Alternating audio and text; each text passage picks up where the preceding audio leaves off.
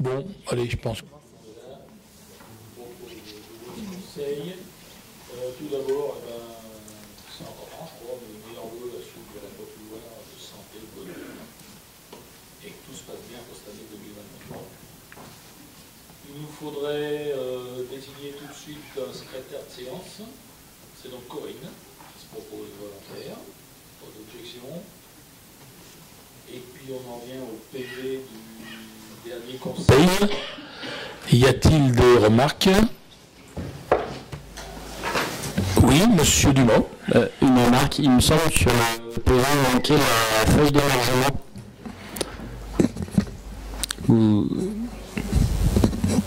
Voilà. Si on me dit dans l'oreillette que c'est possible. Merci. Pas d'autres remarques sur ce PV. On va donc passer. Oui. Bonsoir. Donc moi, c'est pas le PV, mais c'est le compte rendu.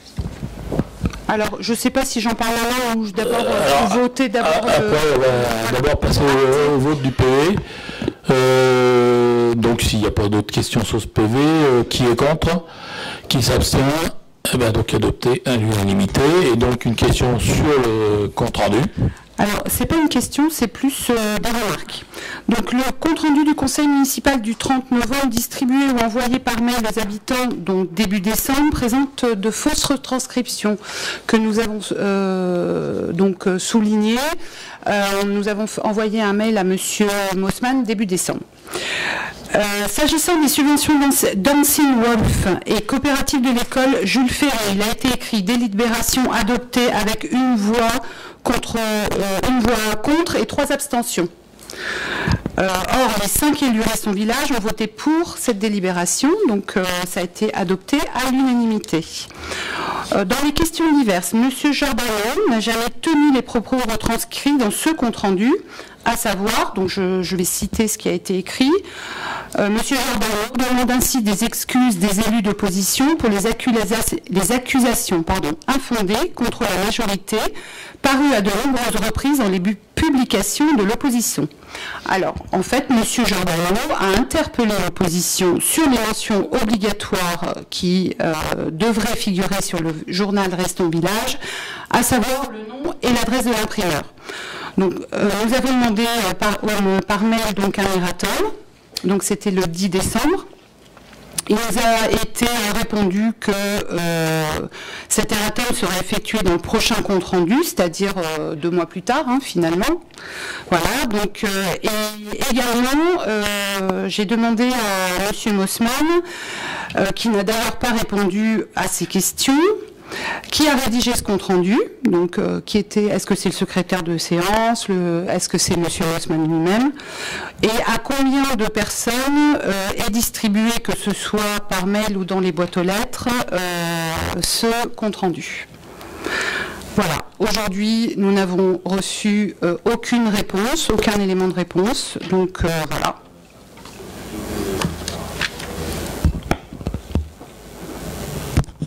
On me dit qu'il y aura une centaine de distributions au total, entre mail et...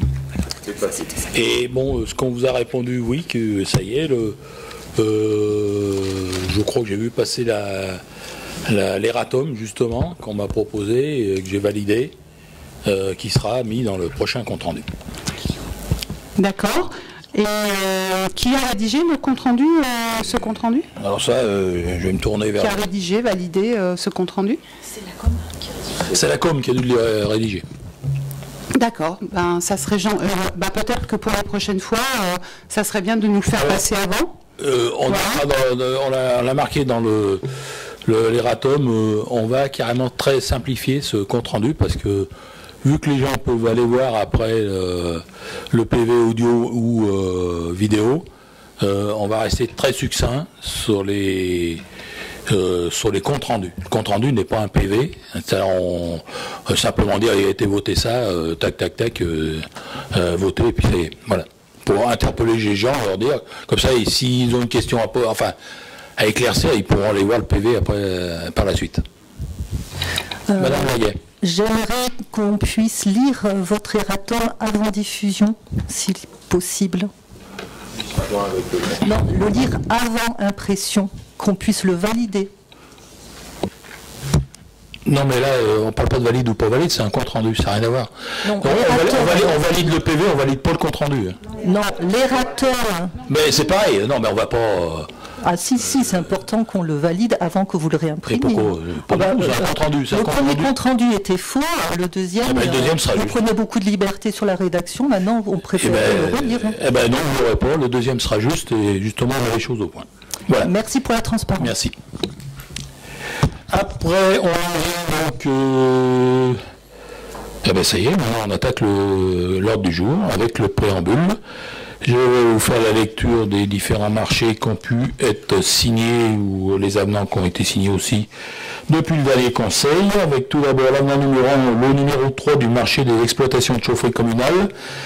Donc là, c'est la modification concerne l'ajout d'un nouveau site, à savoir la Maison des Arts et de la Culture, qui est rentré donc dans notre marché, le titulaire est IDEX, et pour un montant de 4 981 € hors taxe par an. Après, l'avenant numéro 2, au lot numéro 11 du marché de la création d'un nouveau restaurant scolaire, les modifications de prestations concernent l'ajout de montant des voyants flèches. L'ajout du montant des voyants flèches qui a bien été prévu à l'article 352 du CCTP, mais non reporté dans la DPGF. En fin de compte, ces fameux flashs, c'est des flashs qu'on est obligé de mettre dans les toilettes publiques pour les personnes qui sont malentendantes. Et quand il y a une alarme incendie, s'il y a un flash qui se met en route, tout avait été bien installé, tout avait été fait, mais ça n'avait pas été marqué dans le fameux DPGF, et c'est un montant de 934,88 €. Après l'avenant numéro 2, le numéro du marché relatif à la rénovation du Clubhouse, c'est la société Chanel qui a ce lot. Les modifications concernent le remplacement du carrelage au niveau de l'entrée du rez-de-chaussée et le rajout d'isolant sur le mur du rez-de-stade jusqu'au droit des portes de chaufferie-laverie. Donc il a fallu rajouter quelques petites choses qui avaient été pas prévues dans le marché initial, et tout ça s'élève pour un montant de 4012,91 €. L'avenant numéro 2, le numéro 4 du même projet de la rénovation du Clubhouse, c'est AGMV. Les modifications portent sur le changement de l'habillage de la fenêtre de bar, car celui existant n'était pas stable. Donc ça, c'est au démontage qu'ils s'en sont aperçus, et il a fallu le changer. Le prix s'élève à 900 € hors taxe. Après, l'avenant numéro 3, le numéro 3 du Clubhouse aussi, c'est la société SPI. Là, les modifications concernent les travaux sur le réseau de distribution du chauffage des vestiaires, puis l'avenant du bureau de contrôle, l'installation d'une ventilation basse pour se conformer à la NFDTU. Bref, là, le montant se monte à 2 395,61 €. Et enfin, l'attribution du lot numéro 1 du marché relatif à la végétalisation perméabilisation de la cour des écoles Jules Ferry. C'est le numéro 1 concernant les espaces verts, c'est la société Parc et Sport. Je vais y arriver. Et pour un montant total du marché de 149 505,51 €. Avez-vous des questions? Monsieur Dumont. Une question pour la je vais y arriver. Pour la végétalisation de la cour d'école, il y aura d'autres lots, donc j'imagine que c'est que le lot numéro 1. Tout à fait, il y a un lot de matériel, il y a des bancs, des jeux, et personne n'avait répondu, donc on fait un marché de gré à gré maintenant, qui est en cours de validation. Merci.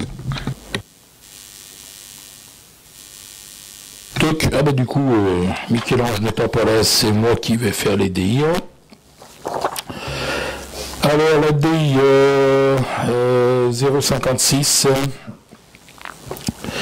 qui est sur les parcelles A717, A828 et A829 au 482 rue du Gautier.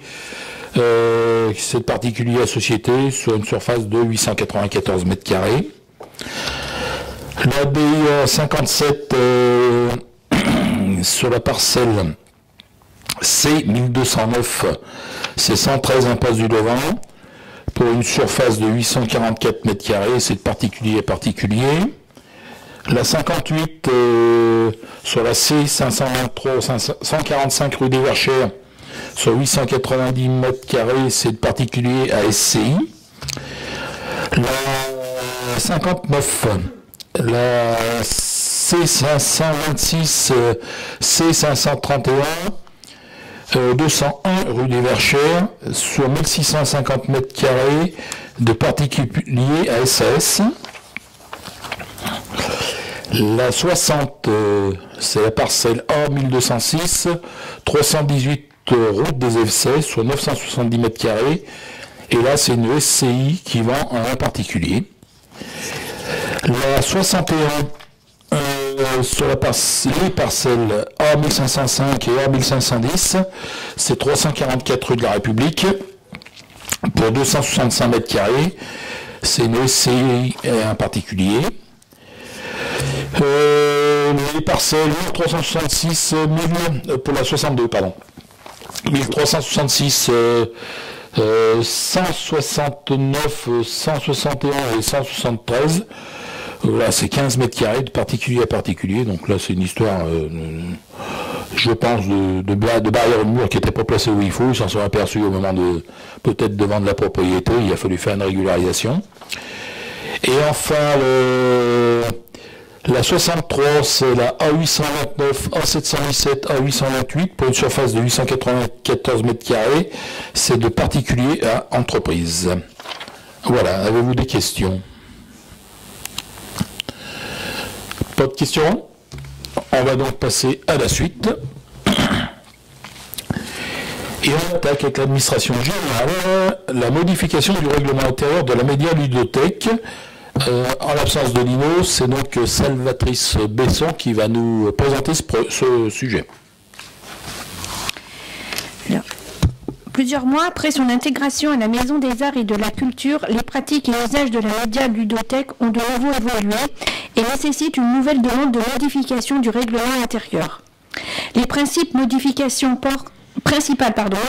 portent sur les règles de vie et l'accompagnement au jeu dans l'espace ludothèque, ainsi que sur l'instauration de délais dans les modalités de remplacement des pièces détériorées et perdues.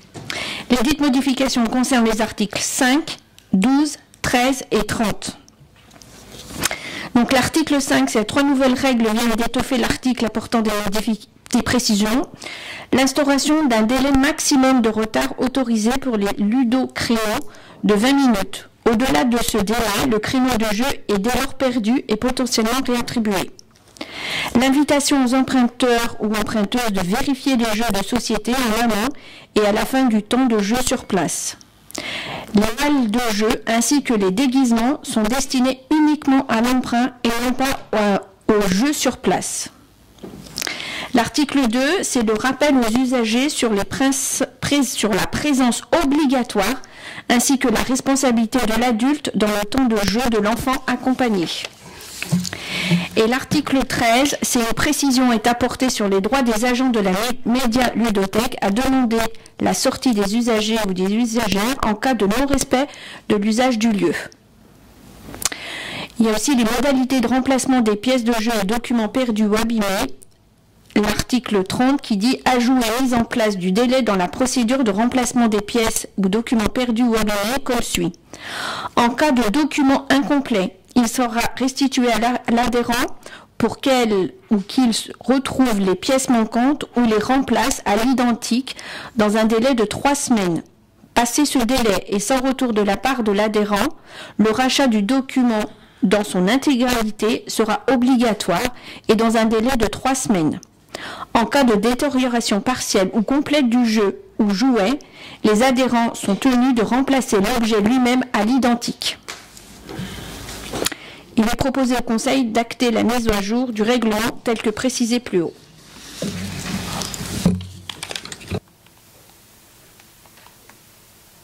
Avez-vous des questions? Bon, je pense que la commission en a parlé et puis surtout c'est le personnel qui travaille sur place qui s'est aperçu sûrement de dysfonctionnement qu'il faut arriver à régler malheureusement avec un règlement. Donc s'il n'y a pas de questions, on va passer au vote. Qui est contre? Qui s'abstient? Une abstention. Et on en vient maintenant à la location de la salle de la Dauphinoise qui nous est présentée par Corinne Grimaud. Bonsoir à tous. La commune a été sollicitée par le Crédit Agricole à la recherche d'une salle suffisamment grande pour accueillir son assemblée générale fin mars. À titre exceptionnel, et pour la date retenue en 2023 uniquement, compte tenu du nombre de personnes attendues, plus de 200, seule la Dauphinoise peut leur être proposée. Mais pour cela, il convient de fixer un tarif de location pour cette salle qui n'en dispose pas à l'heure actuelle. Il est proposé au conseil municipal de fixer ce tarif à 800 € par jour, auquel s'ajoutera le coût du nettoyage de la salle. Une caution d'un montant identique à celui pratiqué aux salles festives sera appliquée. Avez-vous des questions? Monsieur Dumont. Plutôt une remarque. En fait, le tarif proposé à 800 € nous semble plutôt très bas par rapport à ce qui pourrait être pratiqué. Par exemple, les salles festives ensemble, pour les extérieurs, elles sont louées à 1000 € alors qu'elles ont moins de capacité.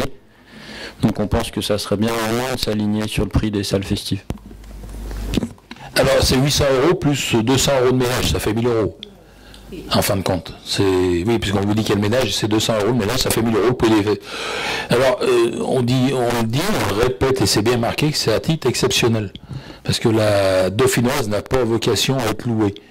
Mais là, Crédit Agricole, on a beaucoup d'agriculteurs qui sont au Crédit Agricole, qui sont même pas actionnaires, sociétaires, pardon. Oui, ils sont peut-être un peu actionnaires aussi quand même. Et c'était aussi parce que a priori dans les autres communes ils les prennent plus quoi, pour le moment. Donc on verra s'ils nous redemandent l'année prochaine, mais je sais pas, ils ont peut-être décidé aussi de tourner sur le secteur. Voilà. Mais ça sera 1000 € en fin de compte. On leur a annoncé 1000 € à eux, ils sont d'accord. Et c'est une soirée, c'est pas Oui, et en plus, oui, c'est qu'une soirée. Là. C'est le vendredi ou le jeudi, je sais plus quel jour, enfin bref, c'est un jeudi, je crois. Et alors que les salles festives, c'est vendredi, samedi, dimanche. Les salles festives, c'est un forfait en fait, tous les 3 jours. D'autres questions? On passe au vote. Qui est contre? Qui s'abstient? 5 votes contre.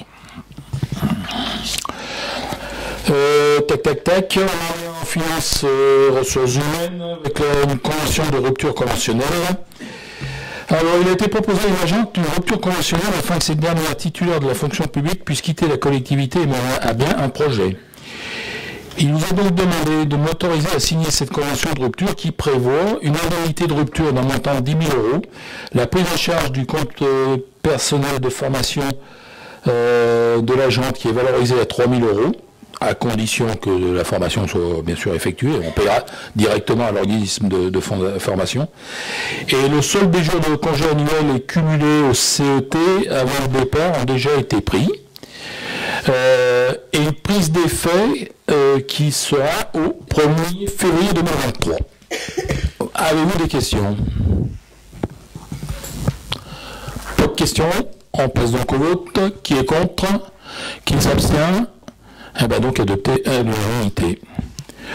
Recours au recrutement d'un contractuel occupant des emplois permanents. Alors là, c'est quelque chose qui est assez compliqué. Je ne vais pas tout vous lire parce que ça ne servirait pas à grand chose. Je vais essayer de vous l'expliquer dans des termes très simples. En fin de compte, quand nous embauchons des contractuels pour remplacer des personnels titulaires qui sont malades, mais malades pas malades d'une semaine, malades sur des grandes périodes, jusqu'à maintenant on a embauché un contractuel, point barre, pour le remplacer, et en fin de compte, maintenant il faut qu'on ait prévu qu'on passe au conseil à chaque fois. Donc ça serait très compliqué, c'est quand même souvent qu'on a des agents qui sont en maladie sur des longues durées, on est obligé de prendre des contractuels. Donc la CCEL nous demande de prendre une délibération pour que ces demandes soient permanentes, quoi. En fin de compte, que ça soit voté permanent. Quand on a un malade de longue durée, on embauche un contractuel, on n'est pas obligé de réunir le conseil à chaque fois, quoi, parce que sinon ça serait impossible à faire. C'est à peu près ça, j'ai résumé. Bien. J'ai essayé de vous le faire quand même assez vite.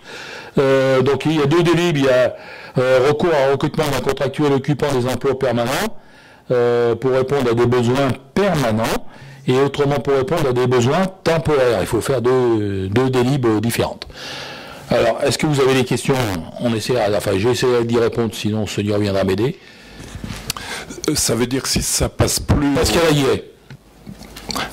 Si ça passe plus au Conseil, donc on le verra pas, quoi. C'est jamais passé au Conseil. Des contractuels, on les prend, c'est pour des remplacements de personnel titulaire qui sont en maladie. Ouais. Mais on n'a jamais... Oui, mais l'information ponctuelle pour tel agent, si on n'en parle plus au Conseil. Non, mais on n'en a jamais parlé. Non. Ça c'est jamais... Ah bon. Non, c'est pas des nouvelles de création d'emplois. C'est on prend quelqu'un pour remplacer, c'est pour un remplacement. C'est pas pour créer un emploi, ça n'a rien à voir. L'autre est malade, on lui paye son salaire, mais on est remboursé par la sécurité sociale ou l'inverse, je sais plus. Et après on paye le contractuel le temps de l'arrêt, ou malade ou parti. Des fois ils peuvent partir aussi, je pense, en congé sans solde pendant un certain temps, voilà. Oui. Comment? Un simple congé maternité. Oui, ou un congé, tout simplement, un congé maternité. On en a eu pas mal, donc c'est très bien. Avez-vous d'autres questions? Pas d'autres questions? On passe donc au vote. Qui est contre? Qui s'abstient? Eh bien, 5 votes contre. Après, on revient. Alors, avant la subvention, Nicole voulait vous faire répondre à une question qui a été posée le dernier coup sur les études. Répondre à la question de M. Dumas sur le précédent conseil municipal, donc par rapport au coût que représentait l'étude, donc sur les rémunérations en salaire brut, puisqu'on a les cotisations à payer aussi. Sur l'année scolaire 2021-2022, au niveau des enseignants, nous avons payé 2499 et à côté de ça, le règlement des parents pour cette même période s'élève à 1888,10 €. La fréquentation des enfants est de 10 enfants lundi sur le premier trimestre et 15 les jeudis. Le deuxième trimestre, 10 enfants les lundis, 14 les jeudis. Et le troisième trimestre, 10 enfants les lundis et 16 les jeudis. Merci beaucoup. Et maintenant, on en revient donc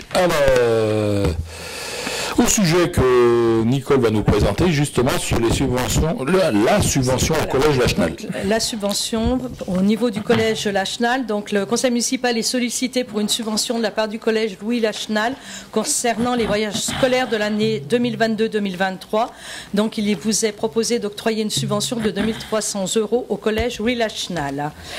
Je peux vous donner les lieux des destinations. Il va y avoir l'Allemagne en avril 2023, l'Espagne en avril 2023, l'Italie mai 2023, la Normandie en avril 2023, la Provence romaine en mars 2023, la Maison d'Isieux mai-juin pour tous les élèves de 3e, les grottes du Cerdon en mai-juin, le village médiéval de Haute-Ivoire au printemps 2023 et Génération 2024.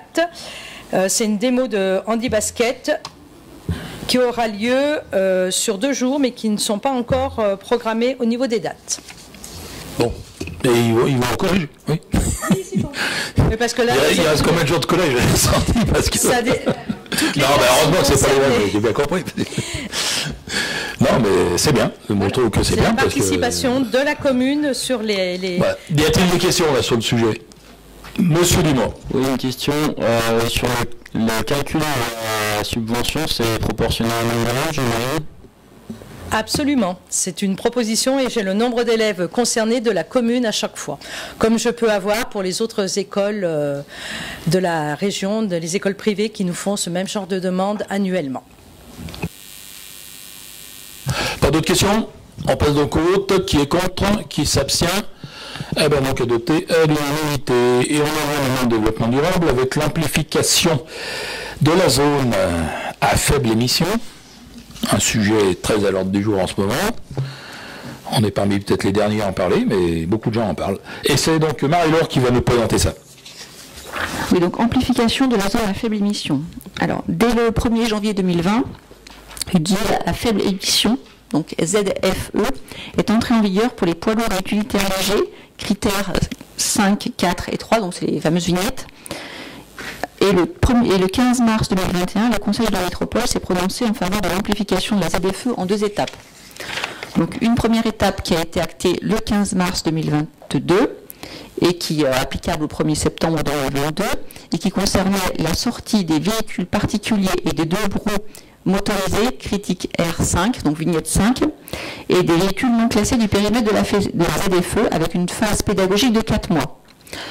La seconde étape, donc, qui concerne la période de 2023 à 2026, actera la sortie progressive des véhicules particuliers et des 2 roues motorisés critères 5, 4, 3, 2, donc quasiment tous les véhicules hormis les critères 1, et des véhicules utilitaires légers et des poids lourds critères 2, dans une ZFE combinant un périmètre central et un périmètre étendu.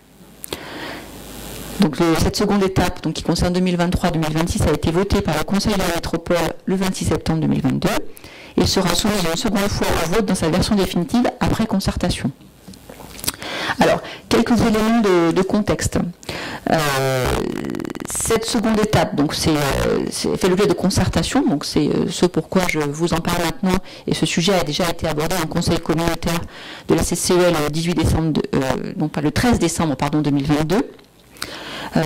Cette délibération donc défavorable de la CCEL suivait une première délibération de 2018, donc du 18 décembre 2018, par laquelle la CCEL a émis un avis défavorable sur le principe de la mise en place d'une ZFE, donc d'une zone à faible émission, sur le territoire de la métropole. Dans la délibération de 2018, la CCEL s'était opposée au principe d'instaurer la ZFE sur 3 motifs. Du fait de l'absence ou alors en demandant d'instaurer et de réaliser l'étude d'impact pour évaluer le report des polluants sur les zones hors ZFE, situées majoritairement de l'Est lyonnais, donc l'étude d'impact finalement sur notre territoire, pour évaluer le report des polluants générés par la mise en place de cette ZFE, en dehors de la zone ZFE. Demandait également de définir un programme d'action pour améliorer la qualité de l'air dans ces zones habitables, souvent situées à proximité des grands axes routiers structurants. Donc dans notre cas, c'est notamment les autoroutes, la rocade, enfin tous nos grands axes routiers. Le troisième point, c'était une demande d'aide financière au renouvellement du parc des véhicules des TPE, donc des toutes petites entreprises, et la demande d'une concertation avec les territoires voisins. Aujourd'hui, entre 2018 et aujourd'hui, deux de ces 4 points ont été pris en compte. Donc la première question, le premier point, c'est la concertation, on est dedans. Et le deuxième point concerne l'aide financière au renouvellement du parc des véhicules. Donc effectivement, 2 mesures ont été prises en compte par la métropole. Une première qui consiste à une dérogation de 52 jours de circulation des véhicules, dérogation dite petit rouleur, circulation dans la ZFE jusqu'au 31 décembre 2023. Et pour ça, il faut faire la déclaration. Donc 52 jours, quand on travaille sur une année de 356 jours, ça fait quand même pas grand-chose pour les gens qui travaillent. Mais bon. Un jour par semaine. C'est un jour par semaine, ou peut-être le dimanche, je ne sais pas. Et une dérogation sur conditions de revenus, c'est-à-dire que les personnes habitant ou travaillant dans la ZFE, donc dans la métropole, si elles justifient d'un hausse fiscale de référence inférieure à 19 600 €, elles peuvent avoir une dérogation pour un temps d'adaptation, mais uniquement jusqu'au 31 décembre 2023. Et le deuxième point de prise en compte par rapport à l'amélioration du matériel, enfin des véhicules, c'est des aides aux professionnels. Donc la métropole offre une aide, ou plutôt la possibilité d'une aide aux professionnels est donnée par la métropole pour les entreprises de la communauté de communes de l'Est lyonnais et du Pays de Lauzon, pour les entreprises réalisant au moins 20% de leur chiffre d'affaires dans la ZFE. Donc nos artisans, par exemple, qui ont 20% de leur chiffre d'affaires dans la ZFE, pourraient bénéficier d'une aide. Donc, sur les 4 points, donc je rappelle, les 4 points sont l'étude d'impact pour évaluer le report des polluants sur notre territoire, donc qui n'a pas été fait, le programme de l'action pour améliorer la qualité de l'air des zones habitables hors ZFE situées à proximité des grands axes routiers, donc on n'a pas eu de réponse à ce jour. L'aide financière a été mise en place, en tout cas pour les TPE, sous réserve d'un chiffre d'affaires de 20% à minima dans la métropole, et la concertation qui est effectivement en cours, parce que c'est pour ça que je vous en parle. Voilà. Mais tout le sujet de l'alternative efficace, efficiente à l'usage de la voiture et des reports de circulation, ainsi que l'évaluation des impacts, aujourd'hui on n'a pas de réponse à ces questions. Donc se pose la qualité de l'air qu'on respire aujourd'hui et qu'on respirera avec ce report de trafic dans nos territoires. Donc la CCE a exprimé à plusieurs reprises ses préoccupations sur ces reports de trafic au travers des délibérations de février 2017 sur le déclassement des voies autoroutières de la 6 et de la 7, du 2 septembre 2021 sur la voie 2 x 3 voies de la 46 Sud et de la Monsieur, et encore plus récemment à travers la délib du 22 février 2022 sur le plan de protection de l'atmosphère de l'agglomération lyonnaise. Voilà. Aujourd'hui, les préoccupations restent d'actualité, donc préoccupations de la CCE et les nôtres aussi d'ailleurs, puisqu'on est dedans, demande d'actualité, et elles sont renforcées dans le cadre de l'amplification de la ZFE avec un périmètre élargi, parce qu'effectivement le périmètre initial concernait vraiment un territoire qui était Villeurbanne, les arrondissements de Lyon et Villeurbanne. Le périmètre étendu s'étend à quasiment l'intégralité du périmètre de la métropole, en tout cas le périmètre immédiat pour nous, puisque pour ce qui concerne l'Est lyonnais, il s'arrête au périmètre de la rocade. Donc la frontière de la 46, périmètre de la CCEL. Donc aujourd'hui, par rapport aux interrogations qui ont pu être par rapport à tout ça, la CCEL redoute que justement la ZFE, son amplification, n'affecte l'activité des entreprises, des petites et moyennes entreprises, en particulier les entreprises artisanales, qui sont quand même nombreuses et qui représentent une part importante de notre tissu économique.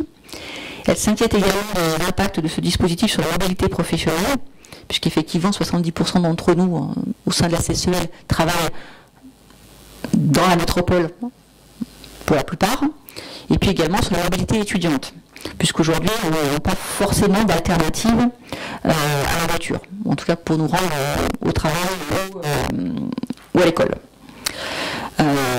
Voilà, donc ce que dit la métropole, c'est que les travailleurs extérieurs de la métropole pourront jouer la carte de l'intermodalité. Alors, sous réserve qu'on ait les outils pour jouer la carte de l'intermodalité. Force est de constater qu'aujourd'hui, c'est pas possible pour tout en tout cas. Donc effectivement, la métropole instaure un dispositif contraignant avec les solutions de mobilité, notamment les transports en commun, soient en place. Donc aujourd'hui, la situation est celle-ci. Le futur plan de mobilité qui sera adopté par Citral Mobilité devrait être porteur d'investissements importants pour permettre de répondre à ces objectifs de mobilité. Aujourd'hui, c'est trop tôt puisque c'est pas fait. Les équipements ne sont pas réalisés et pourtant, on parle bien de la période 2023-2026. Le ministre Clément Beaune est venu en fin novembre il a lancé une mission d'études sur les mobilités dans le sud-est lyonnais, placée sous l'égide du préfet de région. Donc il y aura effectivement une réflexion à grande échelle de ce problème de mobilité, d'alternative à la voie routière pour une meilleure prise en compte de ces enjeux. Mais aujourd'hui, c'est une mission d'études, donc on n'a pas de réponse à nos questions et donc pas d'investissement en réponse à ces questions. Mais ce qui est important de noter, c'est que le plan de protection de l'atmosphère de l'agglomération lyonnaise qui a été signé le 24 novembre 2022 s'impose à nous, donc s'impose à la métropole certes, mais s'impose aussi à la CCEL et donc à Couronne du Soleil, puisque le plan de protection de l'atmosphère de l'agglomération lyonnaise comprend à la fois le périmètre de la métropole, mais aussi la CCEL. Et ce plan de protection, il dit qu'il vise à protéger l'ensemble des habitants afin qu'ils se voient offrir une meilleure qualité de l'air. Avec ce que je viens de vous lire, la meilleure qualité de l'air, on n'est pas convaincu qu'on est dans le bon sens. Avec le report de trafic automatique, puisque les voitures ne pourront pas entrer dans la métropole et resteront aux portes de la ZFE. Et donc reporteront leur trafic sur nos infrastructures. Nous constatons donc une fois de plus que la métropole de Lyon décide unilatéralement d'actions de protection de la population, puisqu'effectivement la métropole a un ZFE qui limitera les émissions du fait des voitures, sans tenir compte des dommages collatéraux, donc au détriment de la qualité de vie des habitants de nos territoires. Donc il est proposé à l'Assemblée au conseil municipal d'émettre un avis défavorable au principe d'amplification de la ZFE tel que présenté par la métropole et comme l'a fait le conseil communautaire lors de sa séance du 13 décembre 2022. Avez-vous des questions? Monsieur Dumont. Je voulais simplement souligner que le groupe Restons Village, on est complètement d'accord avec vous pour cet avis défavorable, puisqu'effectivement aujourd'hui il est impensable de se passer massivement de la voiture quand on habite Colombier-Saunieux, et impensable aussi d'avoir tous des voitures critériennes d'ici 3 ans. Voilà. Je crois que le plus grand reproche qu'on peut faire à la métropole, c'est qu'ils vont plus vite que la musique. Tout le monde est d'accord, je pense, pour une ZFE, enfin, et même de partout, il n'y a pas que la métropole, il faudrait peut-être pouvoir la faire de partout.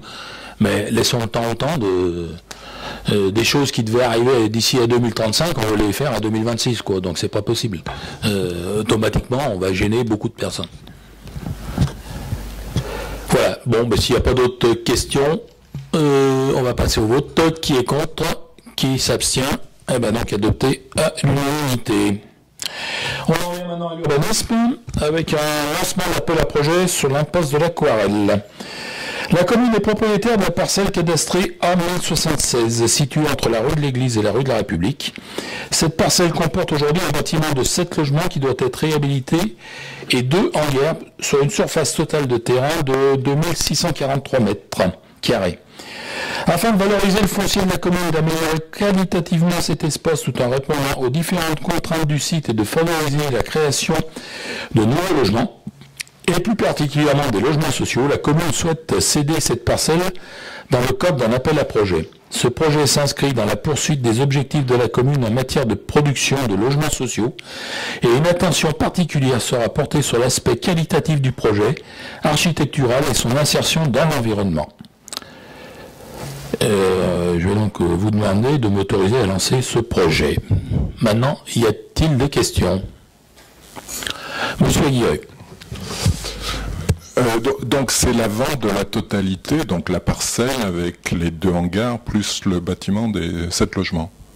Tout à fait. Voilà. On a une estimation du coût de vente ou c'est un montant qui n'a pas lieu d'être public pour l'instant? Alors c'est un montant qui n'a pas lieu d'être public parce que justement, on a fait faire l'estimation de base parce que justement comme on lance un appel à projet et que vous doutez bien que dans l'appel à projet le critère prix aura quand même son importance, si on annonce le prix avant, okay. c'est pas la peine. Mais sachez que par contre on a eu plusieurs changements de locataires ces derniers temps, ce qui fait qu'on a été obligé de faire comme tout bailleur des DPE et on se retrouve avec des logements qui sont classés en E et F, ce qui veut dire qu'à partir de 2028 on n'a plus le droit de les louer. L'estimation des travaux est énorme parce qu'il faut en ce qui concerne le bâtiment, l'estimation des travaux est énorme parce qu'il faut refaire l'isolation par l'extérieur, il faut isoler les combles, isoler les sous-sols, changer les ouvrants, changer les chauffages, enfin bref, quelque chose qui serait pas rentable pour la commune, même si on ne cherche pas à faire de la rentabilité à proprement dit, mais qui coûterait trop cher pendant trop longtemps. Et puis autrement, pour ce qui concerne le terrain, lui il est grévé par ces 2 hangars qui sont dessus, qu'il va falloir démolir, et là aussi le coût de la démolition est énorme puisqu'il y a du béton, on a pu savoir comment faire. On a regardé à droite à gauche, hein, mais je crois que le mieux c'est de faire un appel à projet qui soit cohérent et justement qui apporte un plus à cet événement. Et puis surtout qui apporte pour vous dire, dans cet appel à projet, on va bien sûr favoriser le logement social, mais le locatif social, mais aussi l'accession sociale, de façon à pouvoir aider les jeunes qui, vous vous rendez compte en ce moment là, que augmentation des taux d'emprunt, augmentation les prix de foncier, les prix des bâtiments pour le moment ne baissent pas tellement, ce qui fait que les jeunes, ils n'y arrivent plus, là, c'est fini. Il y a une chute phénoménale des ventes là parce que les jeunes ne peuvent plus se loger. Donc là, je pense, alors surtout avec un nouveau système qui s'appelle le BRS, c'est le bail réel solidaire, qui permet de pouvoir accéder à des logements, à des jeunes justement, à 30% en dessous le prix réel de vente. Donc c'est là-dessus qu'on va travailler, qu'on va lancer l'appel à projet dans ce sens, de façon à avoir quand même des gens qui soient vraiment, pour qui c'est le métier. D'ailleurs, il ne faut pas se cacher, c'est des bailleurs sociaux, hein, pour qui c'est le métier de faire ça. Il y a maintenant des bailleurs sociaux sur le marché qui sont très performants et qui commencent à faire des logements très bien, très qualitatifs. Et voilà quoi, en fin de compte, c'est pour ça qu'on propose de lancer un appel à projet qui sera lancé d'ici le mois de février, je crois. Il existe une esquisse pour voir combien de bâtiments seront construits sur la parcelle et donc définir un nombre approximatif de logements? Alors, c'est un appel à projet, justement. Alors là, oui, nous, on a demandé... déjà, quand on a fait évaluer au domaine, les domaines, ils ont carrément évalué qu'on puisse construire du R+2 de partout. Sauf que déjà, dans l'appel à projet, la première chose qu'on demande, c'est qu'on veut que du R+1. Donc, si on regarde bien, le prix va descendre automatiquement, puisque l'évaluation des domaines est faite par rapport à la surface de plancher constructible. Donc si on fait que du R+1 à la place du R+2, on va diminuer par 2 la surface de plancher. Donc automatiquement, ça va diminuer le nombre de logements aussi. On va densifier, mais en restant pas trop densifié, quoi, en restant dans ce qui se fait sur le secteur. Donc grosso modo, ça représente combien de logements en totalité? Il y aurait déjà les 7 logements à réhabiliter, et après, entre 8 et 10 logements à côté, quoi. Une petite vingtaine. Non. Une petite vingtaine en totalité. Ah oui, non. Ouais, 16, 10, 15, entre 15 et 17 quoi, au total. Voilà. Sur 3000 m², quoi. 2600, pardon. Et que des logements sociaux? Oui, on partirait que sur des logements sociaux parce que, justement, les 7 logements seraient en locatif. Parce qu'en plus, l'avantage des bailleurs, c'est qu'ils ont des subventions, ils ont des TVA à 5,5, enfin ils ont plein de choses, ils ont des subventions surtout pour pouvoir réhabiliter, que nous, communes, on ne pourrait pas y prétendre. Et à côté, là, par exemple, ce fameux BRS que l'on veut essayer de favoriser, permettrait d'avoir des logements. Pareil, du logement, il y aura du logement en collectif ou du logement en individuel aussi. On pourrait mixer un peu les deux et ça apporterait tout ce qu'il faut, quoi, en fin de compte. Et surtout de l'accession, oui, voilà, c'est là que je voulais en venir, je t'ai pas réfléchi. Ça serait de l'accession pour justement des jeunes ou moins jeunes, surtout des primo-accédants. Pas de R+2 pour garantir la qualité de vie du quartier. Pour rester cohérent avec tout le quartier. Bon, le bâtiment qui existe, c'est déjà un R+3, lui. Hein, donc, on va pas l'écrouler parce que ça serait pas rentable du tout pour qui que ce soit. Mais pas de R+2 parce que pour rester cohérent avec le quartier, tout le quartier là, qui est là. Ça veut dire qu'implicitement, on admet que le R+2 détruit la qualité de vie des zones. Pas du tout. Si. Non. Si. Non. Je vous invite à relire le PLU. On reste cohérent avec les quartiers. Le R+2, il y en a à sommer. C'est bien de le reconnaître. Hein. Non, je reconnais rien du tout. Le R+2. Vous l'avez écrit. Hein. Monsieur Aguirre, vous étiez là quand on a fait le PLU, le R+2, l'État voulait nous mettre du R+3 à l'époque. Et regardez ce qui se passe à Genasse, il leur demande du R+5, R+6 maintenant. Voilà, c'est toute la différence à ce moment-là. Si vous regardez un peu, vous ouvrez les journaux, vous regardez ce qui se passe dans les communes à côté de chez nous, ils ont tous des très très gros problèmes d'urbanisme. On n'est pas du tout dans la même catégorie. On est sur Coligny-Saunier, 23 500 habitants, hein, je le rappelle, donc c'est normal qu'on ne fasse pas encore du R+6 ou du R+3. On est limité comme à Arras, effectivement, ou à Saint-Laurent, qui sont des communes bien plus grosses que nous. Donc, mais ça n'a rien à voir avec la taille d'une commune. C'est maintenant la densification qu'on est obligé à faire. Non, mais d'accord, mais vous venez dire R+6 à Genasse, donc oui, je comprends. Parce qu'il était à R+4 jusqu'à maintenant. À Coligny-Saunier, on ne verra jamais un R+6. Voilà, on verra pas du R+2, mais je peux vous dire que l'État nous demande du R+3. Mais en attendant, les R+2 qui ont jusqu'à présent été faits, elles ont quand même dénaturé les centres-bourgs, parce qu'il n'y avait pas, à ce moment-là, tu me laisses finir, s'il te plaît, merci.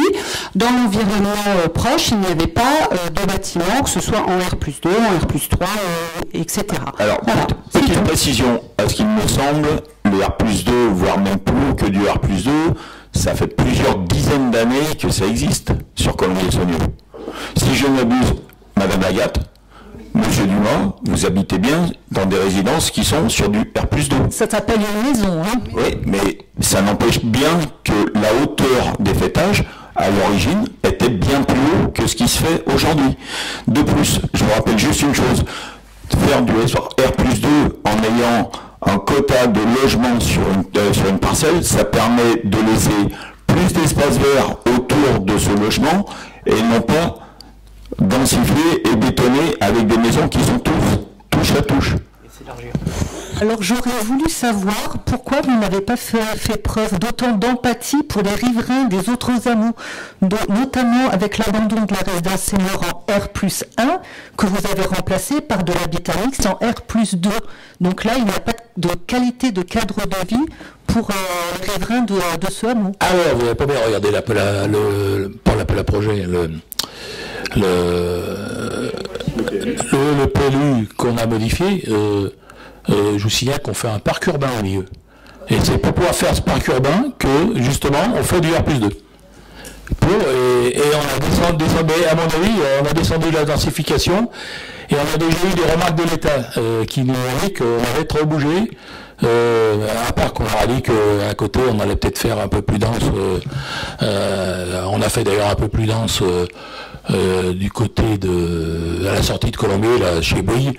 On leur a autorisé à faire 2-3 logements en plus, qui nous permet de leur dire, écoutez, ce qu'on a enlevé d'un côté, on les a rajoutés un peu près de l'autre.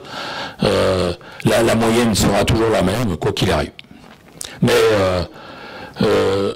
si vous regardez bien l'OAP tel qu'elle est prévue, il y a un parc urbain au milieu. Et un R+2. Oui, oui, mais on n'a pas le choix. On n'a pas le choix. Non, mais en plus, on n'a pas eu le choix dessus. En plus, il y a un zonage. Le zonage, on ne peut pas faire de R+2 à des ans. Là, sur la moitié de la parcelle, on ne peut pas faire du R+2. Vous avez délibérément décidé de contraindre le promoteur à passer de R+2 à R+1. Non, attendez, oui. Je vois un truc que j'ai oublié de vous dire. La moitié de la parcelle est classée en UC, c'est-à-dire qu'on n'a pas le droit de faire plus de R+1, et l'autre moitié, avec le collectif qui existe, est classée en UA, c'est-à-dire qu'on peut faire du R+2. Et justement, ce qu'on veut, c'est que ça soit cohérent tout le long. On laisse les grands bâtiments, comme j'ai dit, on ne va pas l'écrouler, mais après, on va rester. Des bâtiments qui seront quand même, puisque le terrain est très en pente, en plus, le terrain est très en pente, on va laisser des bâtiments R+1, mais on demande justement des parkings souterrains. Pour rectificatif, on a une zone là qui fait 1762 mètres carrés et qui a permis de faire des R+2, et donc une plus petite zone, qui fait 889 mètres carrés, et la limite est bien le R+1. Donc on a bien une zone qui est beaucoup plus importante, x2, pour faire du R+2. Voilà. Et où il y a déjà le fameux... Non, où il y a déjà le bâtiment existant, cela il y a déjà le bâtiment existant, et après quand vous regardez, c'est pour ça qu'on impose aussi les parkings en sous-sol, le bâtiment existant n'a pas de parking en sous-sol, il va falloir aussi garer les voitures. Vous êtes d'accord avec moi, 2 places par logement, il va falloir garer les voitures. Et donc automatiquement, ils vont pas pouvoir, si nous font du R+2, ça va faire encore plus de logements, donc plus de places de parking, et ça ne sera pas possible. Voilà ce qu'il en est. Monsieur Aguirre. Je vais finir par rapport à mon intervention. Bon, moi j'ai été, et tu pourras pas dire le contraire, j'ai toujours été contre la vente du patrimoine municipal. J'en ai toujours fait un cas de principe. Tu te rappelles, je m'y suis toujours opposé, puisque dans un mandat précédent, tu avais fait cette tentative. Et j'avais dit non, moi je suis pas d'accord. J'estime que le patrimoine communal, on doit le transférer, le léguer, c'est plus joli. Le léguer à nos successeurs, ça représente des enveloppes financières dont ils auront besoin quand je vois la courbe du fonctionnement, ou pour couvrir un aléa, un problème. Donc je suis absolument opposé à la vente du patrimoine communal, premier point. Deuxième point, en plus, pour faire 100% de logements sociaux alors qu'on n'y est pas contraint, on n'a pas un quota de logements sociaux à respecter sur la commune. Donc, bon, je crois qu'il faut que vous arrêtiez de raconter n'importe quoi. Madame Laga a posé des questions à la dernière commission habitat, tout le monde l'a expliqué, et à la fin... Madame Laga a dit, j'ai rien compris. C'est pas vrai, j'ai très bien entendu qu'à Toussus, ils avaient 0% de logements sociaux. 0% de logements sociaux, et ben il est chez le préfet aujourd'hui parce que justement, il va falloir, il est pénalisé. Il va payer 5 ou 600 000 euros parce qu'il a pas de... Saint-Laurent-de-Mur, 20%, Colombier-Saunieux, 25%. Non, Saint-Laurent-de-Mur, ils sont passés à 25 aussi. Alors maintenant, pour ce qui est du patrimoine, déjà tu te trompes. Cet argent qu'on va récupérer, c'est de l'argent d'investissement. On ne peut pas le passer sur du fonctionnement. C'est pas possible. Donc ça sera que pour investir et racheter du patrimoine, refaire du patrimoine, redonner de la valeur à certains patrimoines qu'on a, de façon à ce qu'ils justement ils dépérissent pas. Le gros souci qu'on a avec ces logements, justement, c'est qu'ils ont dépéri complètement. Et que ça coûterait bien trop cher à la commune, ça ne sera jamais amorti, quoi, en fin de compte. On ne pourra pas l'amortir. Et si, alors l'amortir, il faut augmenter le prix des loyers, c'est pas du tout ce qu'on cherche à faire. Et on veut rester dans les loyers que l'on faisait, et on ne pourrait pas le faire si on investissait 5, 6, 700, 800 000 euros pour réhabiliter des logements. Et je rebondis également parce que vous me traitez de menteur, mais vous regardez Satoras et Boss qui a 0% de logements sociaux, évidemment. Alors après, on n'est pas contre le logement social quand il est fait intelligemment, mais là, on a l'impression qu'on est la course, qu'on est sans arrêt à faire la course pour remonter le nombre de population. Est-ce que vous savez à combien se montent les logements sociaux en ce moment sur la commune? On est toujours à moins de 5%. Pour faire du 25%, il en faut. Excusez-moi, je voudrais juste faire une remarque. Oui, excuse-moi. On n'est pas obligé d'avoir à terme 25%. Le règlement du PLH dit qu'on doit avoir 20% de logements sociaux. Le PLU, on a mis 25%, c'est pour pouvoir essayer de rattraper un peu le retard, tout simplement. Et le retard, on n'arrive pas à le rattraper, puisque je vous dis qu'on est, soi-disant, on a fait que des logements sociaux, on est qu'à moins de 5%, on doit être à 4,7, je crois. En tout cas, aujourd'hui, on ne paye rien pour un déficit de logements sociaux, étant donné qu'on n'est pas soumis. Tu étais à la communauté de communes l'autre jour, ils t'auront répondu, ils ont dit que bientôt la CCEL, tout le monde va y passer. Hein. En fait, la CCL atteigne plus de 50 000 habitants et à ce moment-là, effectivement, toutes les communes sont soumises. On est à 44 000 et d'ici 2030, on sera à 50 000. Bah oui, forcément. L'agglomération de toutes les communes. Le jour où, en 2030, si on arrive et puis qu'on nous dit vous n'avez pas vos 20% de logements sociaux, et qu'on est comme Toussieux, mais Toussieux, ils n'en ont pas 0, ils en ont 49 quand même de logements sociaux. Ça, c'est pour la petite histoire. Ils en ont 49, mais Toussieux, 2024, on était avec le préfet l'autre jour. 2024, ils auront 3500 habitants. Ils sont après faire le recensement. 2024, ils auront 3500 habitants. Ils auront 3 ans pour se mettre dans les clous, c'est-à-dire d'arriver à 20% de logements sociaux. Ils savent qu'ils ne le feront pas, donc ça fera comme pour Jeunesse. Jeunesse paye 700 000 € de pénalité par an. Toussieux, ce ne sera peut-être pas 700 000 parce que c'est pas la même catégorie. De toute façon, déjà, ils ne pourraient pas les payer. Donc, mais ils paieront peut-être 300 000 ou 400 000. Pierre, si tu permets, Corinne Grévin, moi je voudrais faire un pas de côté par rapport à ce débat et sortir un peu des histoires de pourcentage sur lesquelles on échange depuis un certain nombre de conseils. Moi je constate une chose, il y avait un article récemment dans le Figaro il y avait une étude sur l'évolution du prix de l'immobilier, que ce soit la location, la vente, les appartements, les maisons. Et sur Colombie-Saunier, sur ces 5 dernières années, le coût d'achat d'un logement a augmenté de plus de 50%. Vous le savez tous.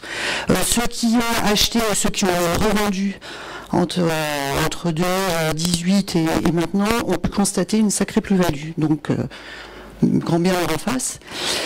Donc moi, ce qui m'intéresse toujours dans ce débat, c'est pas de savoir quel pourcentage on doit faire de logements sociaux. Moi, je me pose la question, qu'est-ce qu'on veut pour notre commune, qu'est-ce qu'on veut pour nos jeunes ou nos jeunes.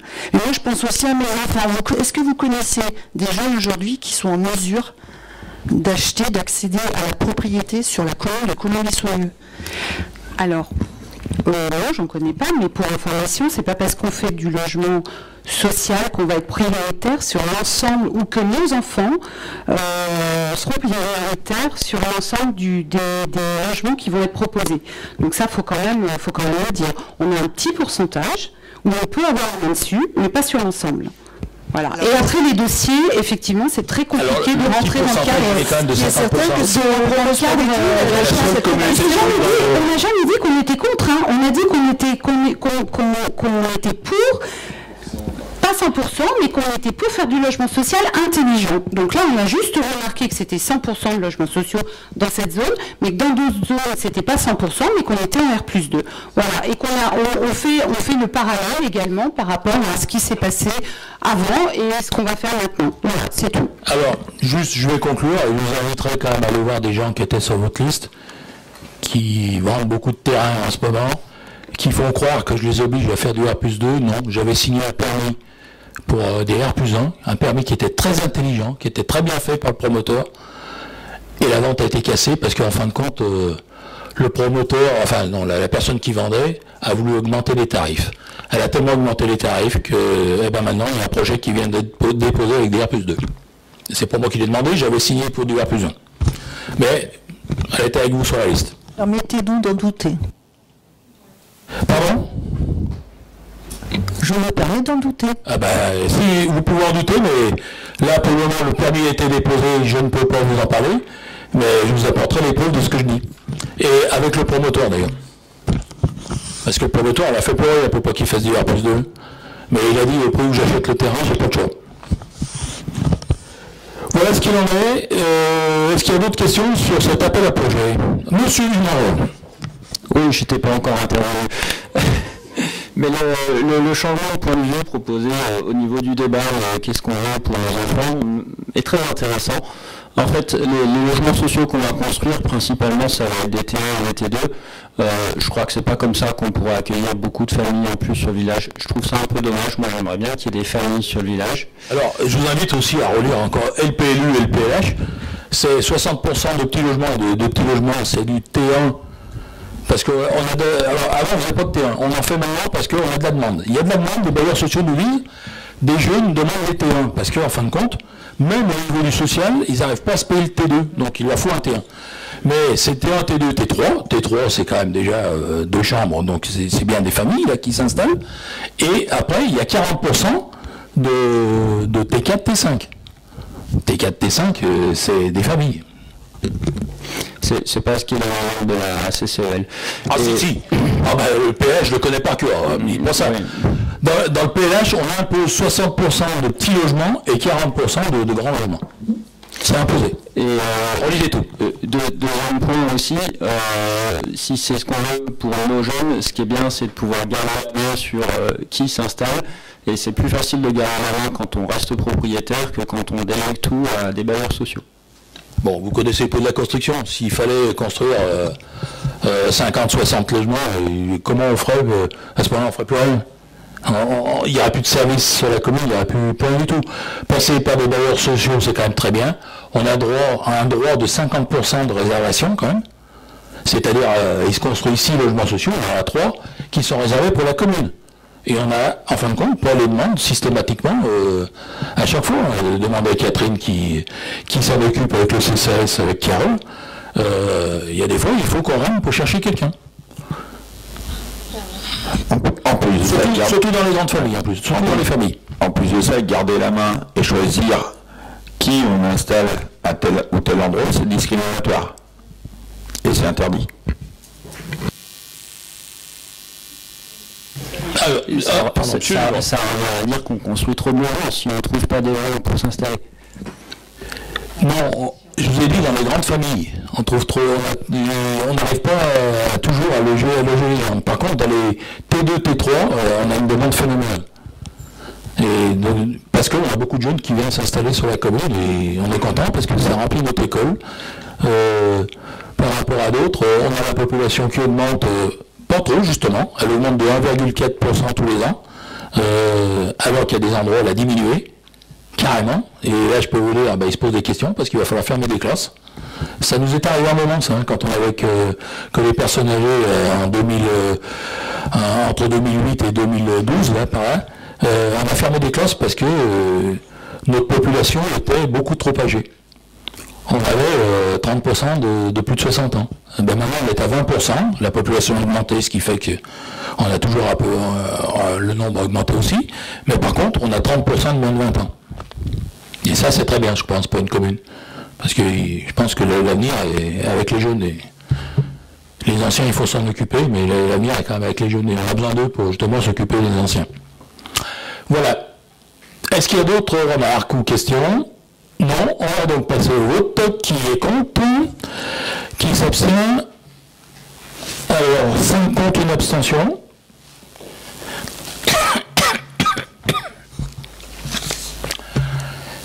Et on passe à la suite, et là la suite, je crois que c'est pas moi, c'est Georges qui va nous présenter la rétrocession des espaces publics et de la voirie sur le projet Ganova sur le site Mercier. Oui, alors historiquement, la commune de Colomb-Massonnier a l'habitude d'entretenir les voiries des lotissements en nettoyant, en s'occupant aussi des espaces verts, en déneigeant, etc. Donc il faut, pour pouvoir entretenir ces voiries et les espaces verts, il faut que la commune soit propriétaire de ces parties de lotissement. Alors, et donc du coup, comme il y a un lotissement, le projet Ganova, qui est sur le site anciennement des services techniques Mercier, qui est terminé, donc on va pouvoir Ganova pourra retrocéder les parties communes à la commune de Colomb-Massonnier. Alors, dans le cadre de l'appel à projet attribué à Ganova, 3 terrains ont été cédés à la société pour promouvoir la construction de logements et d'équipements. Il est prévu que des voiries soient rétrocédées à la commune une fois les travaux finalisés. Dans le cadre du projet, le domaine du Bocage Fleuri, dit projet Mercier, situé entre la route de Lyon et la rue du Sans-Souci, il a été convenu que les espaces verts et les cheminements piétons seraient également rétrocédés. La surface totale de ces parcelles est de 1690 m². Il est proposé à l'Assemblée délibérante d'autoriser la rétrocession de ces parcelles à la commune. Avez-vous des questions? Pas de questions? questions. On passe au vote. Qui est contre? Qui s'abstient? Eh bien donc adopté à l'unanimité. On en vient une garantie d'emprunt accordée à Allied Habitat pour 4 PLS sur la route des Avocets. Par courrier en date du 18 novembre 2022, Allied Habitat a formulé une demande en vue d'obtenir une garantie d'emprunt concernant l'acquisition de 4 logements PLS dans le cadre de l'opération Le Clos des FC, route des FC. Conformément à la réglementation, Allied Habitat doit, pour financer cette opération, souscrire à des prêts aidés, et Allied Habitat a sollicité la Caisse des dépôts et consignations pour les 10 prêts. Ces prêts souscrits par Allied Habitat doivent être intégralement garantis par une ou plusieurs collectivités. En contrepartie, les collectivités garantes peuvent recevoir des réservations de logements, théoriquement dans la limite de 20% de logements de l'opération. Et là, la commune recevra 2 logements en réservation dans le cadre de ce projet. Il convient d'apporter une garantie de notre commune à l'opération de Allied Habitat afin de permettre sa réalisation. Il lui est donc proposé de garantir à hauteur de 100% pour le remboursement d'un prêt d'un montant total de 374 817 euros souscrit par l'emprunteur auprès de la Caisse des dépôts et consignations selon les caractéristiques financières et aux charges et conditions du contrat de prêt numéro 141 442 tel qu'annexé et correspondant aux 4 logements de PLS. Avez-vous des questions? Monsieur Dumas. Juste une remarque pour ceux qui nous écoutent, est-ce que vous pouvez préciser ce que c'est PLS?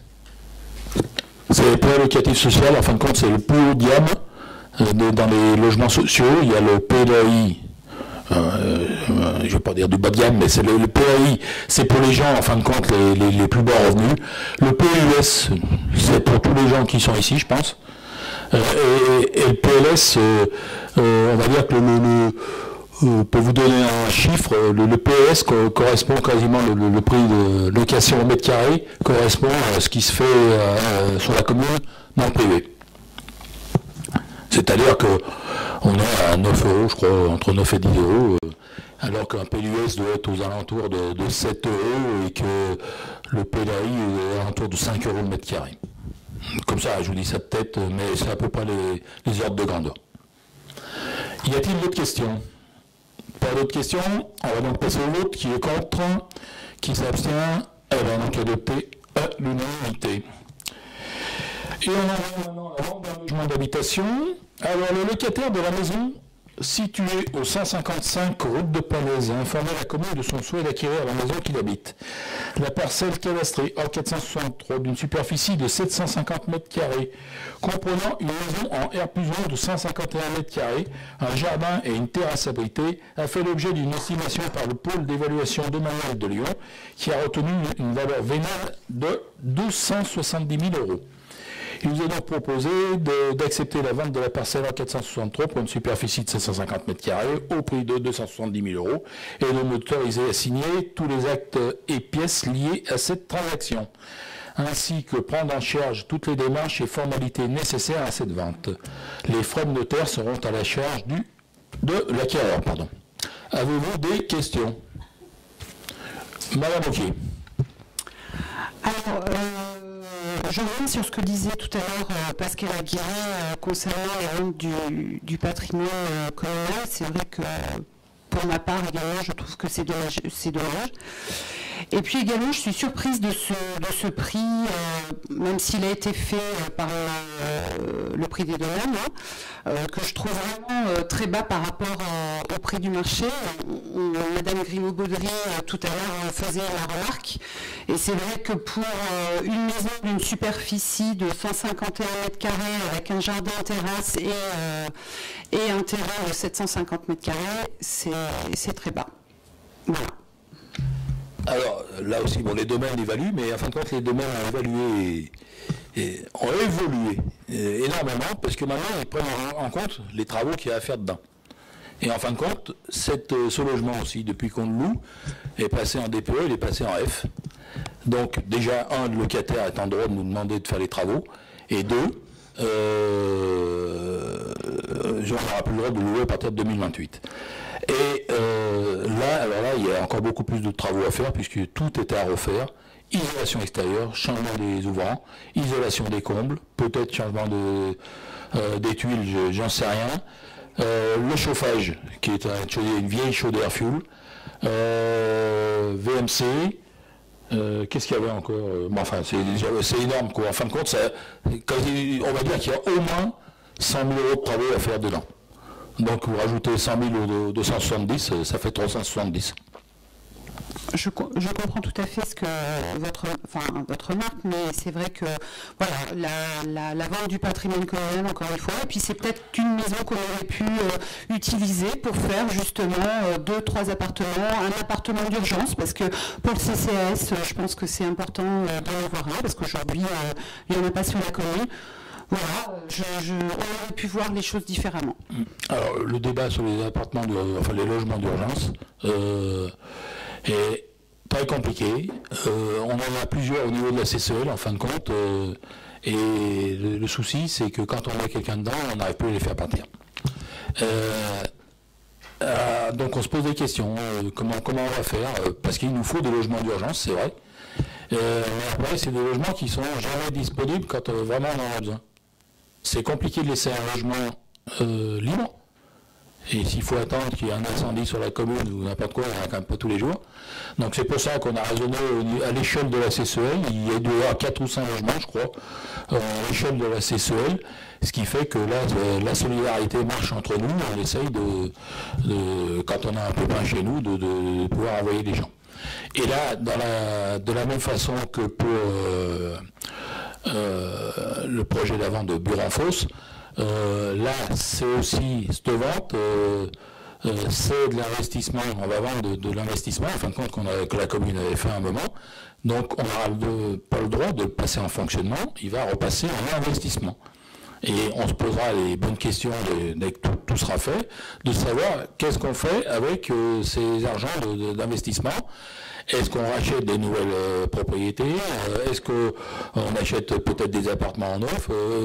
Est-ce que on a énormément de demandes en ce moment de gens qui veulent établir des commerces sur la commune?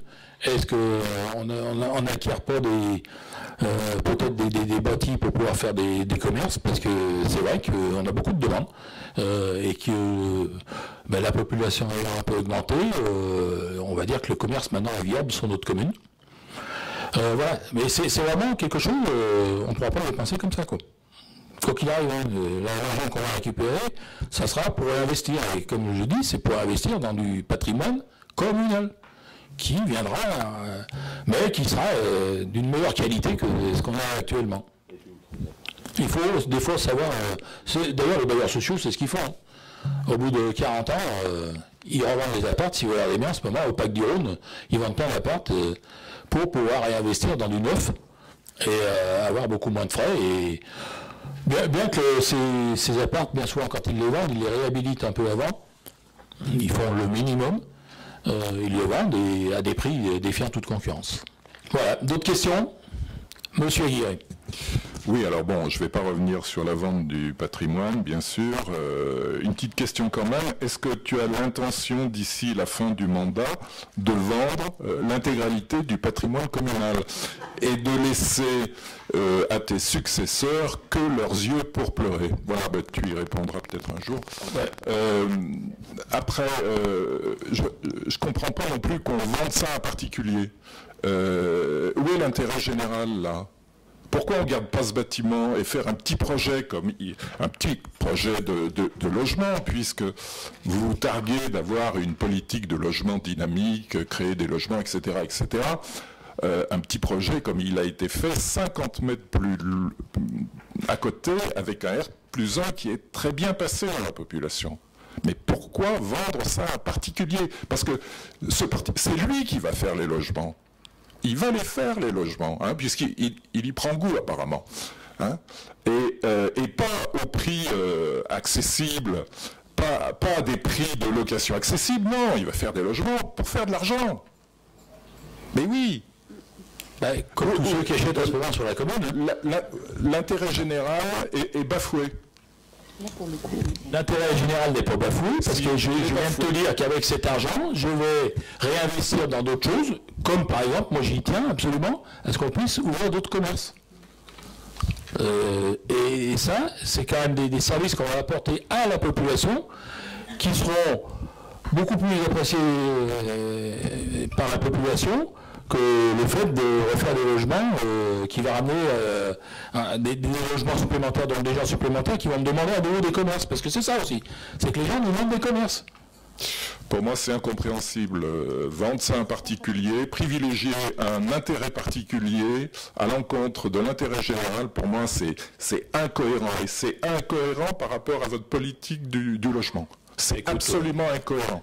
Et pour ce qui est de vendre toute la commune, non, on ne va pas vendre toute la commune, parce qu'on a déjà réhabilité beaucoup de logements. Déjà, on en a fait 2 là, sur ce conseil. Et non, on en fait 2. Il nous reste dans notre patrimoine. Dans notre patrimoine. Les logements des écoles, on les a complètement réhabilités. Ça nous a coûté une fortune. Et là, on en a pour plusieurs décennies avant d'amortir le prix. On a réhabilité tous les logements de la boulangerie, pharmacie au-dessus. Ça aussi, ça a coûté une fortune. Et là, avant, au prix où on loue, avant qu'on amortisse la chose, c'est nos enfants et petits-enfants qui continueront à payer. On va réhabiliter la cure aussi, puisque la cure, on ne pourra pas le changer, ça. Ça fait partie intégrante de l'église, donc là aussi, ça va être réhabilité. Et puis après, c'est tout ce qu'on... et puis, il nous reste les logements de Saunieux, au-dessus de l'ancienne médiathèque. Là, on va le garder, puisque dessous, on vient d'ouvrir la DMR en dessous, là, justement, on crée un pôle social sur tout le dessous. Et là, on va garder ce bâtiment aussi. Voilà. Et on aura...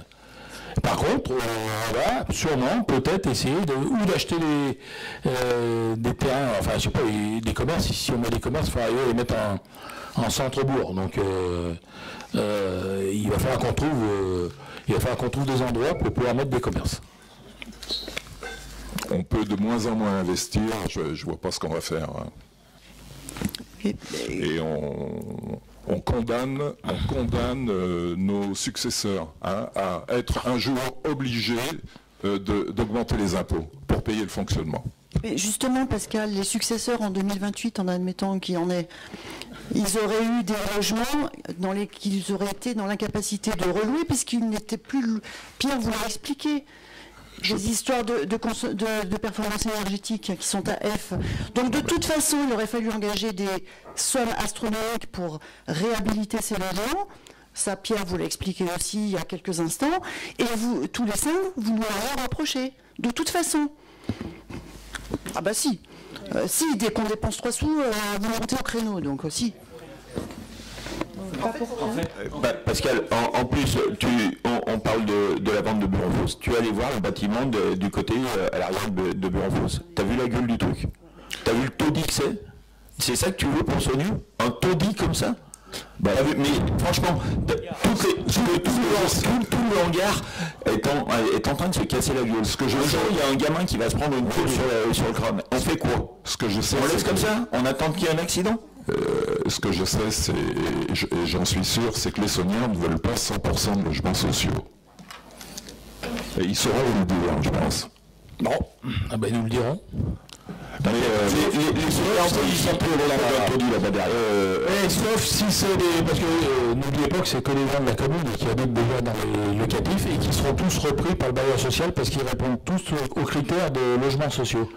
Et puis ceux qui vont acquérir les fameux BRS, si vraiment c'est du BRS, on va pouvoir peut-être aussi privilégier les jeunes de la commune. Les jeunes de la commune. Ça peut se faire. Ça peut pas s'écrire, mais ça peut se faire.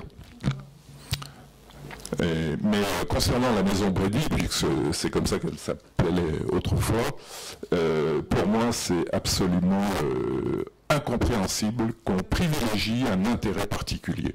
Il n'y a aucune raison de privilégier un intérêt particulier. Pascal, je pense qu'on ne sera jamais d'accord. Après, on prend des décisions qu'on assume aussi. C'est comme ça, on ne va pas parler, on va passer à autre chose. On sera jamais d'accord. Donc on va passer à autre chose et on va continuer. Là, on débat. On a le droit de débattre. Alors, si on n'a pas le droit de débattre, il faut nous le dire, on reste chez nous. C'est pas la question. Là, un petit moment, on n'est pas d'accord. Écoute, Pascal, ça fait quand même si conseil qu'on ne voit pas, tu es revenu justement qu'à cause de ça, parce que c'est ton cheval de bataille. Non. Tu es revenu aujourd'hui qu'à cause de ça, parce que c'est ton cheval de bataille. Bon, c'est bien, tu as donné ton point de vue, tout le monde a compris, ça s'en retransmet à la télé, vous avez fait votre show, Maintenant, je débat. C'est pas la chose, c'est une vérité qui m'attriste. Ça m'attriste. Ça m'attriste. J'avais dit à tout le monde, Pascal viendra au conseil. Tu as été même le premier année, donc... Ça m'attriste. Voilà, donc, on va arrêter là le débat et on va passer au autre. Et qui est contre? 5 contre, qui est pour? Bon, non mais qui s'abstient, pardon, non, excusez-moi. Qui s'abstient? Bon, donc 5 votes contre. Allez, et on en vient avec une information. Alors, je ne sais pas si on n'a pas renvoyé un rectificatif là, à propos de l'ordre du jour. Et vous avez parlé d'une subvention aussi, mais on avait voté le dernier coup. Il y a eu un mauvais copié, si vous avez lu comme il faut la note de pas la note de synthèse, l'ordre du jour.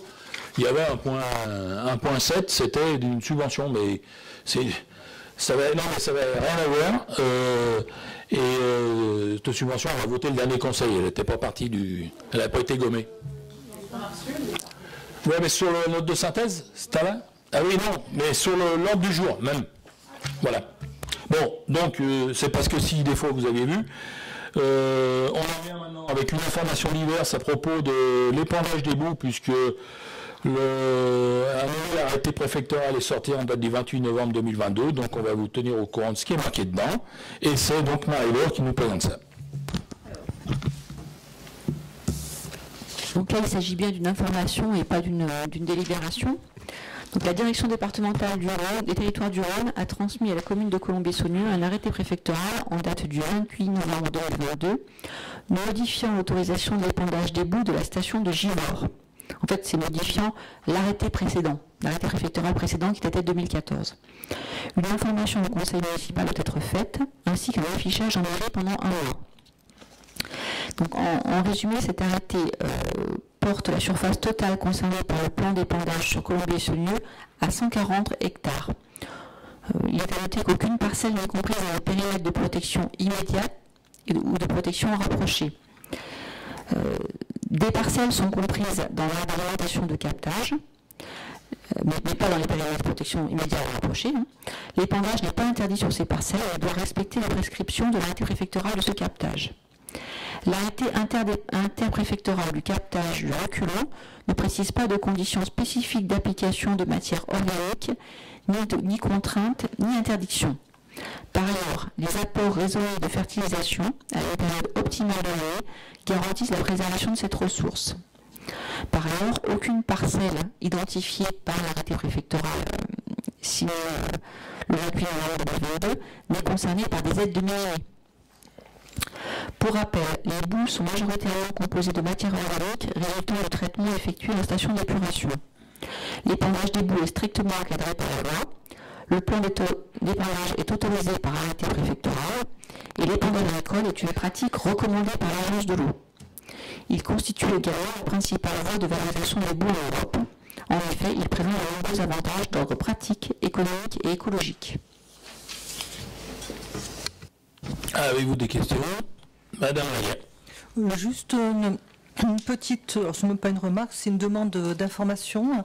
Est-ce qu'il serait possible d'avoir un plan de masse avec les sections cadastrales concernées, avec les différents périmètres de protection des captages, les parcelles concernées par les aides de minimis, et puis éventuellement compléter le tableau avec les références cadastrales des parcelles par exploitant, pour que ce soit plus lisible, entre guillemets.